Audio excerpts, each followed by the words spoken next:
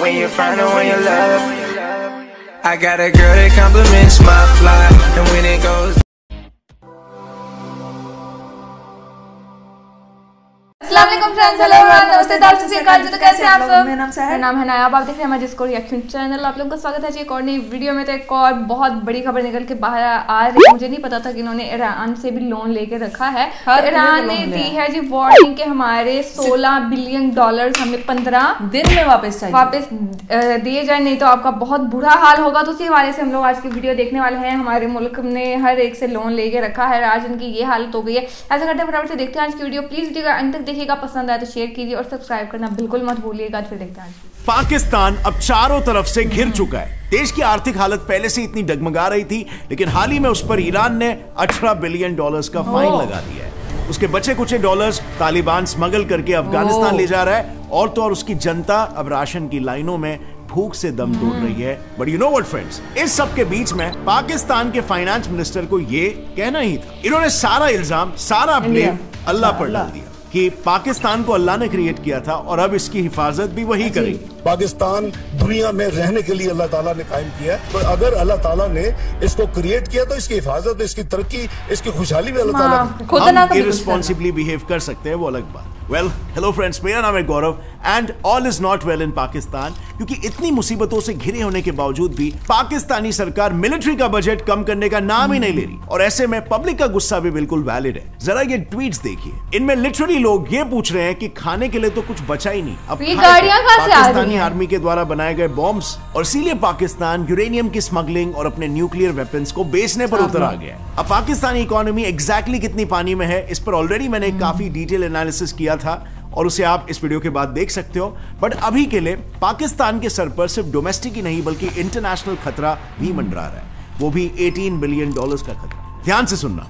सो ये है 1880 किलोमीटर लंबी ईरान पाकिस्तान की पाइपलाइन, जिसका काम है ईरान में मौजूद दुनिया की सबसे बड़ी नेचुरल गैस फील्ड से पाकिस्तान के लिए इन इलाकों में नेचुरल गैस पहुंचाना। वैसे इनिशियली अगर देखा जाए तो इंडिया भी इस प्रोजेक्ट का एक हिस्सा था, लेकिन सिक्योरिटी रीजंस की वजह से इंडिया पीछे हट गया। एनीवे, सबसे इंपॉर्टेंट बात यह है कि इस पाइपलाइन की डेडलाइन थी 2014, और ईरान ने डील के मुताबिक अपने हिस्से की 1100 किलोमीटर की पाइपलाइन ऑलरेडी बना दी। पर पाकिस्तान की साइड पर पाइपलाइन का नामो निशान तक नहीं है, कारण यूएस सैंक्शंस का डर। खैर, इस सब के बावजूद 2019 में ईरान ने पाकिस्तान के साथ एक बार फिर से डील साइन की और डेडलाइन 10 साल आगे शिफ्ट कर दिया 2024। लेकिन फिर से हुआ ये कि पाकिस्तान का काम चालू भी नहीं हुआ और ईरान के नोटिसेस आ गए। पर इस बार ईरान चुप नहीं बैठने वाला है। तो अभी स्टेटस ये है ना कि हाल ही में उसने पाकिस्तान को अल्टीमेटम दे दिया है, या तो वो प्रोजेक्ट को पूरा करे या फिर $18 बिलियन की पेनल्टी भरने को तैयार हो जाए। एंड नाउ फ्रेंड्स, प्रॉब्लम ये है कि पाकिस्तान के पास सब कुछ मिला जुला के हार्डली कुछ $4 से $5 बिलियन बचे, तो वो ईरान को $18 बिलियन कहां से देगा? सो सी, ऐसे सिचुएशंस में ना कंट्रीज मैटर को इंटरनेशनल कोर्ट ऑफ जस्टिस यानी कि ICJ में लेकर जाती है। अब मान लो ईरान ICJ में जाए और केस जीत जाए, तो ऐसे में होगा ये कि उसे ईरान में मौजूद पाकिस्तानी एसेट्स जैसे उनकी सरकारी बिल्डिंग्स या एम्बेसी एक्सेट्रा मिल जाएगी, और फिर ईरान उन्हें बेचकर अपने पैसे को वसूल कर सकता है। सो फ्यूचर में ईरान पाकिस्तान के लिए एक बहुत ही बड़ा थ्रेट बन सकता है। बट वेट, पाकिस्तान की समस्याएं ना यहाँ पर खत्म नहीं होती। देखो, किसी भी देश के एसेट्स का मेन हिस्सा होता है उसके डॉलर रिजर्व्स, और पाकिस्तान के बचे कुछ रिजर्व्स पर अब तालिबान की भी नजर पड़ गई। सो रिसेंटली पाकिस्तान के करेंसी एक्सचेंज के एक सीनियर ऑफिसर हसन अब्बास का ये बयान आया कि सरकार का फॉरेक्स रिजर्व को लेकर कोई भी प्लान अब काम नहीं कर रहा है, क्योंकि कस्टमर्स मार्केट में सिर्फ और सिर्फ डॉलर्स खरीदने आ रहे हैं। और ऐसा ही अगर चलता रहा तो 2023 तक पाकिस्तान की इकोनॉमी 3.5% से स्लो हो जाएगी। और ये बात बिल्कुल सही भी है, क्योंकि अकॉर्डिंग टू वर्ल्ड बैंक 2050 तक पाकिस्तान की जीडीपी 18% से 19% तक गिरने वाली है। लेकिन वहीं पर Indian economy on the other hand 5 trillion को क्रॉस कर देगी। अब इंडियन इकोनॉमी के इस बूम में मेजर हाथ आईटी सेक्टर्स का होगा, क्योंकि ये सेक्टर 300 से $350 बिलियन का एनुअल रेवेन्यू जनरेट करेंगे। And you know what friends, आप भी इस एक्सट्रीमली तेजी से बढ़ती इंडस्ट्री का एक पार्ट बन सकते हो, वो भी सिर्फ 6 से 6.5 महीनों के अंदर एज अ डेटा एनालिस्ट, जो एक बहुत ही हाई सैलरी वाला जॉब है बिना कोई प्रायर नॉलेज के कोडिंग इन्वेडर्स प्लेटफॉर्म के थ्रू। आपको बस स्किल्स और जोश चाहिए सीखने का। कोडिंग इन्वेडर्स इंडिया का एक ऐसा प्लेटफॉर्म है जो आपको एक क्विक स्टार्ट दिलाने के साथ आपको एक हाई पेइंग जॉब ऑफर दिलाने में मदद करता है आईटी सेक्टर में। अगर आप नॉन आईटी बैकग्राउंड से भी हो तो भी चिंता की कोई बात नहीं है, क्योंकि इन्फोसिस, ZTV, हेक्सार्ड, एटॉस जैसी कंपनीज के प्रोफेशनल्स आपको यहां पर ट्रेन करेंगे और इनके ट्रेनिंग में आपको 30 से भी ज्यादा प्रोजेक्ट्स और बिजनेस केस स्टडीज, 1500 से भी ज्यादा एक्सेस असाइनमेंट्स और 2 लाइव सेशंस हर हफ्ते मिलेंगे। यहां पर आपको हार्ड स्किल्स जैसे कि SQL और पाइथन भी सिखाया जाएगा और कोडिंग इन्वेडर्स के 100% प्लेसमेंट गारंटी के साथ हर कोई अब जीरो से हीरो बन सकता है इन आईटी फील्ड। इनके 300+ हायरिंग पार्टनर्स के थ्रू अब तक 20,000+ कैंडिडेट्स को 7.5 LPA के पैकेजेस वाली जॉब मिली है। यूज करो मेरा कूपन कोड GET20 और पाओ 20% डिस्काउंट डेटा एनालिटिक्स कोर्स पर। Click on the link in the description below now. And now let's jump back to our topic. So मैं बात कर रहा था फ्रेंड्स, डॉलर होर्डिंग के वजह से डॉलर तेजी से पाकिस्तानी एक्सचेंज मार्केट से वाइप आउट होते जा रहा है और इसी डॉलर होर्डिंग का मेन कारण है अफगान पाकिस्तान डॉलर कार्टल। आपको यह जानकर हैरानी होगी कि पिछले 1 साल में अफगानिस्तान की करेंसी दुनिया की बेस्ट परफॉर्मिंग करेंसी बन गई है, वहीं पर पाकिस्तानी रुपी की वैल्यू 36% गिर चुकी है। मतलब आज $1 की कीमत मार्केट में 240 पाकिस्तानी रुपी से भी ज्यादा है और अफगानिस्तान की करेंसी ऑलमोस्ट 1 इंडियन रुपी के बराबर है। But friends, the devil lies in the detail, क्योंकि यही डॉलर अफगानिस्तान के ब्लैक मार्केट में 260 रुपीज में जा रहा है instead of 240। Let me explain. देखो, जब से अफगानिस्तान में ना तालिबान आई है, ना तो उसके ट्रेड रिलेशंस नॉर्मलाइज हुए हैं और ना ही उसके पास डॉलर कमाने के रास्ते बचे हैं, और तो और उसके सेंट्रल बैंक के रिजर्व्स भी यूएस ने फ्रीज कर दिए। ऐसे में तालिबान ने सोचा कि क्यों ना एक डॉलर कार्टेल तैयार कर दिया जाए, यानी कि एक ऐसा ब्लैक मार्केट जहां पर लोग डॉलर को मार्केट प्राइस से भी 10 से 20% महंगे में बेच सके। इनफैक्ट खबर तो यह भी है कि तालिबान दोनों तरफ से लोगों को एंकरेज कर रहा है कि वो मौके का फायदा उठाए और ज्यादा से ज्यादा डॉलर अफगानिस्तान में एक्सचेंज करवाए। अब इस डॉलर मूवमेंट को स्मूथ रखने के लिए एक हवाला सिस्टम तैयार किया गया है, जिसके main players not so surprisingly है दोनों देशों की पॉपुलर और कॉमन ट्राइब्स, पाश्तुन्स। अब ये पाकिस्तान के लिए एक बहुत बड़ी मुसीबत कैसे बन रहा है, इसे सिंपल से एग्जाम्पल से समझते हैं। सो फॉर एग्जाम्पल, रसूल नाम का एक अफगानी ट्रेडर जो लोकल करेंसी देकर अफगानिस्तान में कोल खरीदता है, फिर उस खरीदे हुए कोल को रसूल पाकिस्तान में एक्सपोर्ट करके पेमेंट भी पाकिस्तानी रुपी में ही लेता है। इसके बाद रसूल पाकिस्तानी बॉर्डर्स पर उस रुपी को डॉलर में कन्वर्ट करवाता है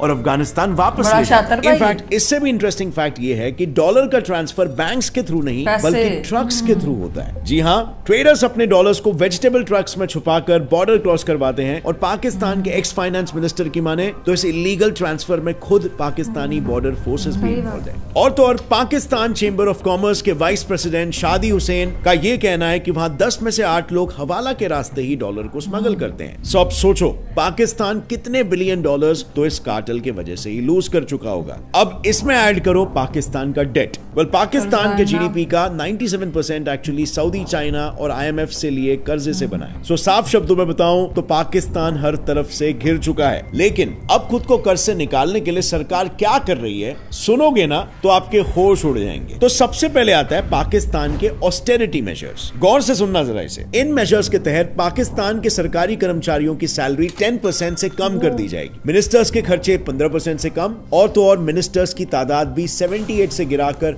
30 कर दी जाएगी। But this is not it. सरकार ने एम्प्लॉय का फ्यूल, ट्रैवल और मेडिकल अलाउंस तक सब कुछ ऑलमोस्ट सस्पेंड कर दिया है। और कैबिनेट सेक्रेटरी के हिसाब से अगर ये ऑस्टेरिटी मेजर्स नहीं लिए गए तो एम्प्लॉयज की सैलरी रोकने तक की भी नौबत आ सकती है। और अब ये नौबत आ सकती है या ऑलरेडी आ भी चुकी है, ये कुछ ही दिनों में हमें पता चल जाएगा। पर फिलहाल रिपोर्ट्स ये आ रहे हैं कि पाकिस्तान अपनी डूबती नाव को बचाने के लिए अपने न्यूक्लियर वेपन्स को भी बेचने पर उतर आ सकता है। आयरॉनिकली ये वही बॉम्ब्स है जो पाकिस्तान ने इंडिया के न्यूक्लियर प्रोग्राम स्टार्ट होने के बाद बनाए थे। एंड देन पीएम भुट्टो ने फेमसली कहा था कि पाकिस्तान की आवाम घास खाकर पेट भर लेगी पर न्यूक्लियर वेपन बनाकर रहेगी। और आज हालत ऐसी हो गई है कि लोग इसी स्टेटमेंट का उल्टा बोल रहे हैं। इसीलिए आज ग्लोबली सभी डरे हुए हैं। इनफैक्ट खुद यूएस प्रेसिडेंट बाइडेन को डर है कि कहीं पाकिस्तानी सरकार सच में अपने न्यूक्लियर वेपन्स को ईरान और लिबिया जैसे डेंजरस बायर्स को ना बेच दे। पर इससे भी शॉकिंग है गार्डियन के ये रिपोर्ट्स, जिसके हिसाब से 1970 से पाकिस्तान के 60% एटॉमिक प्रोजेक्ट्स को सऊदी ने फंड किया है। और इसीलिए कहा जाता है कि उसे पूरा राइट है पाकिस्तान के न्यूक्लियर वॉरहेड्स को खरीदने का। कुछ साल पहले खुद सऊदी के प्रिंस ने एक इंटरव्यू में कहा था कि अगर ईरान न्यूक्लियर बॉम्ब्स बनाएगा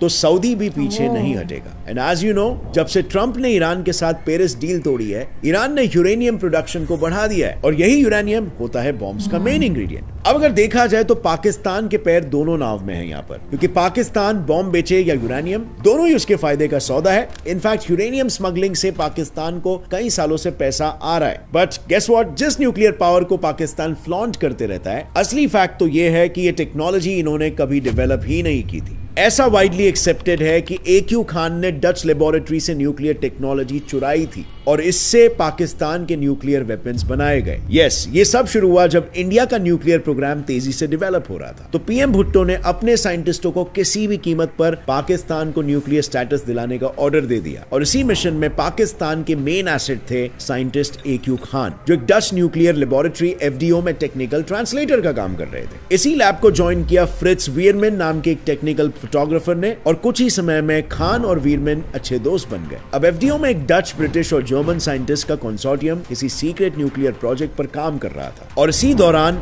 वीरमैन को खान की एक्टिविटीज कुछ फिशी लगने लगी। फिर एक दिन वीरमैन खान के घर डिनर पर गए एंड ही वाज शॉक्ड, क्योंकि उन्हें खान के घर में प्रोजेक्ट की क्रूशियल डिटेल्स और सेंट्रीफ्यूज डिजाइन्स की कॉपी मिली और ऐसे डॉक्यूमेंट्स मिले जो आइडियली लैब के वॉल्ट में छुपे होने चाहिए थे। वीरमैन ने इनिशियली जब ये मैटर सीनियर्स को रिपोर्ट किया तो किसी ने उसे सीरियसली नहीं लिया, पर खान ने मौका देखते ही सारी टेक्नोलॉजी पाकिस्तान स्मगल कर दी और खुद भी वापस पाकिस्तान भाग आया। इसके बाद उन्हें पाकिस्तानी सरकार ने न्यूक्लियर प्रोग्राम का हेड बना दिया। फिर कई सालों बाद पता चला कि वीरमैन का शक बिल्कुल सही था। इनफैक्ट इंडिया ने भी पास्ट में खान और नॉर्थ कोरिया के न्यूक्लियर नेक्सस पर उंगली उठाई थी और खुद खान ने एक इंटरव्यू में कन्फेस किया था कि उसने टेक्नोलॉजी ईरान, लिबिया और नॉर्थ कोरिया को बेच दी। अब फ्रेंड्स, ये सब देखते हुए आई थिंक सबसे बड़ा थ्रेट इंडिया के लिए और वर्ल्ड के लिए इन जनरल वो ये है कि कुछ पैसों के लिए ऐसा ना हो जाए कि पाकिस्तान ये सबसे घातक टेक्नोलॉजी टेररिस्ट के हाथों ना सौंप दे। देखा जाए तो पाकिस्तान के पास दुनिया का 6th लार्जेस्ट न्यूक्लियर आर्सेनल है और अगर इस स्टॉक में से अगर कुछ भी एक्सट्रीमिस्ट के हाथ लग गया तो पूरी दुनिया के लिए खतरा बन जाएगा। और इसीलिए आई बिलीव इंटरनेशनल कम्युनिटी को इंटरवीन करना चाहिए और न्यूक्लियर टेक को गलत हाथों में लगने से हर हालत में बचाना चाहिए। और रही बात पाकिस्तान की, तो गॉड फॉरबिड अगर इनकी हालत नहीं सुधरी तो बहुत जल्द इनका बंटवारा हो सकता है। इनके पॉसिबल बंटवारे के बारे में हमने ऑलरेडी इस वीडियो में डिस्कस किया है, तो अगर आपने इसे चेकआउट नहीं किया है तो इसे जरूर देखना, आपको पूरी सिचुएशन समझ में आएगी पाकिस्तान की। और अगर आपको इस वीडियो से कुछ भी नया सीखने मिला, एक लाइक जरूर ठोकना। Gets it live fact channel को अभी सब्सक्राइब कर लो और बेल नोटिफिकेशन दबाओ ताकि आगे आने वाली हमारी कोई भी वीडियो की अपडेट आप मिस ना कर सको। See you next time friends, till then as always stay curious, keep learning and keep growing. जी तो गाइस, ये थी आज की वीडियो। तो भाई हैरान हो गई है मैं देख के ये वीडियो, सच्ची में मुझे ऐसे ऐसे फैक्ट्स पता ही नहीं थे जो इन्होंने इस वीडियो में डिटेल से हमें बताए हैं। और मैं तो ये सबसे ज़्यादा ये एंड वाली बात मेरे लिए थी कि जो बोलते हैं हमारे यहाँ के जिन्होंने बनाया था डॉक्टर AQ खान, हाँ। वो बोलते हैं कि वो जो भी मतलब थी इंफॉर्मेशन वो दूसरे मुल्क से लेकर आए थे, वो खुद उन्होंने नहीं किया था। हाँ, तो ये वो बोल रहे हैं इस चीज़ें, तो ये सुन के मैं बहुत ज़्यादा शॉक्ड हूँ कि हालांकि पाकिस्तानियों को बहुत ज़्यादा प्राउड है इस चीज़ पे कि हाँ हमारे कंट्री में एक थे जिन्होंने, लेकिन उनका हाल क्या किया, उनका जेल में दे दिया, उनको पता नहीं क्या क्या उनके साथ किया गया, उनके साथ इतना बुरा सलूक हुआ, पता नहीं अभी जिंदा है भी है, मुझे नहीं लगता कि जिंदा है, वो नहीं है, बट उनका बहुत बुरा हाल किया इन्होंने। लेकिन तो मतलब ईरान के साथ जो डील हुई थी इनकी, मुझे लगता है कि मैंने कहीं ना कहीं सुना हुआ है उसके बारे में कि ऐसी कोई डील हुई थी। उन्होंने अपने मतलब साइड से जो भी था वो उन्होंने मतलब कंप्लीट कर लिया था, लेकिन जब आपसे एक काम होता ही नहीं है, जब आपको यूएस का इतना ज्यादा डर था और है, क्योंकि ये अभी से नहीं हुआ, ये स्टार्टिंग से यूएस का इन पे मतलब कि डर और प्रेशर जो होता है वो होता ही है, तो इन्होंने क्यों ऐसी डील की। अभी वो बोले हैं कि वो इन पे फाइन लगा रहे हैं $18 बिलियन का, तो और इनके पास तो $1 बिलियन भी नहीं है, तो 4-5 बिलियन डॉलर इनके पास मौजूद हैं, तो उसमें से वो भी इनके अपने नहीं है, वो भी सऊदी ने दिए हुए हैं और कुछ 1-2 मुल्कों ने इनको दिए हुए हैं, सिर्फ रिजर्व में रखने के लिए, यूज करने के लिए बिल्कुल भी नहीं है, बिल्कुल ये यूज नहीं कर सकते उन पैसों को। तो मतलब कि जो डॉलर्स हैं इनके पास तो मौजूद नहीं है, और बोल रहे हैं कि अफगानिस्तान ने बहुत ज़्यादा स्मगल किए हैं यहाँ से जितने भी डॉलर्स थे उन्होंने, और बहुत शातिर दिमाग सच्ची में उनका है जो उन्होंने इस तरह से, क्यों इनका अपना खुद का दिमाग शातिर नहीं है, क्यों ये अपने वो मतलब अपनी कंट्री का भला चाहते हैं, अपनी कंट्री को आगे लेके जाना चाहते हैं, इसी वजह से वो ये सब कुछ कर रहे हैं ना। लेकिन यहाँ के जो हैं हुक्मरान उनको क्यों नहीं ये समझ में आता कि हमें भी अपने कंट्री को आगे लेके जाना चाहिए, लेकिन नहीं, इनको तो सिर्फ कर्जा चाहिए और वो भी सिर्फ अपने लिए, लोन पे लोन हर जगह अभी ये कहाँ से देंगे। IMF की डील का भी कुछ भी मुझे लगता है कि फाइनल नहीं हुआ है कि क्या होता है क्या नहीं होता है, लेकिन अच्छा वही रहेगा कि इनको कुछ ना मिले। और ईरान ने जो वार्निंग दी है उसका क्या होगा, वो बोल रहे कि हो सकता है कि ये अपने जो हथियार है वो भी बेचते हैं ईरान को और लीबिया का। आपको पता है ईरान की और US की बहुत ज्यादा लगती है, तो ये देश है वो टेररिस्ट के हाथों अगर ये लग गए तो अफगानिस्तान या ईरान के हाथों या फिर किसी और के ऐसे बंदे के हाथों, तो इससे डरता पूरा दुनिया इनको ना कर्जे दे देता है, हमेशा से यही चीज से डरता कि ये मुल्क कहीं ये ना दे दे, तो इस वजह से वो डरते हैं। न्यूक्लियर है वही, मतलब अगर वो लोग छीन ले तो अच्छा होगा, सही बात है। लेकिन वो छुपा के रखते हैं ना, वो किसी को पता नहीं होता कि कहाँ पे है कहाँ पे नहीं है। तो यही थी आज की वीडियो, डिटेल्स काफी ज्यादा थी और शॉकिंग बहुत ज्यादा एक था हमारे लिए। आपकी इस बारे में आप लोग क्या सोच रखते हैं, अपनी राय का इज़हार जरूर कीजिएगा। हम लोग मिलेंगे आपको ऐसी किसी और नई वीडियो में। प्लीज लाइक जरूर कीजिए, शेयर कीजिए, सब्सक्राइब कीजिए। मिलते हैं एक और वीडियो में। Thank you so much for watching.